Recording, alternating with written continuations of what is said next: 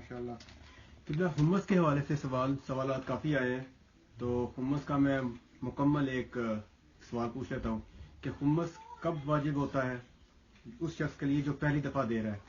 دوسرا یہ کہ اگر ایک بندے پہ قرضہ اتنا ہو کہ اس کی جو بچت ہے اس سے زیادہ وہ قرضہ جا رہا ہو، تو اس کے لیے حمص کا کیا حکم ہے، کس طرح سے وہ اپنا سارا پہلی چیز یہ ہے کہ جس پر خمس پہلی دفعہ ادا کرنا ہے، ایک ہوتے ہیں بنیادی ضروریات زندگی جن کے بغیر آدمی زندہ نہیں رہ سکتا. وہ تین چیزیں ہیں: روٹی ہے، کپڑا ہے، مکان ہے. لہذا مکان اس نے اپنی ضرورت کے بنایا، روٹی کو آتا ہے کھولاتا ہے یا کپڑے پہننے کے لیے ہیں. ان پر کوئی خمس واجب نہیں. دوسرے ہیں تکلفات زندگی، تعیشات زندگی. یہ بجلی ہے، کمکمے ہیں، ریڈیو ہے، ٹی وی ہے، پنکھے ہیں، کاریں ہیں، موٹریں ہیں، وغیرہ وغیرہ.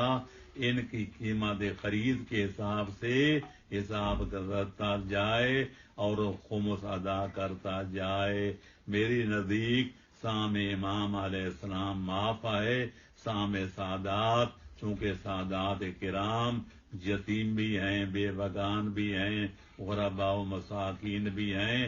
سید ہو، مومن ہو اور سال کے اخراجات نہ رکھتا ہو، وہ خمس کے پیسے لے سکتا ہے.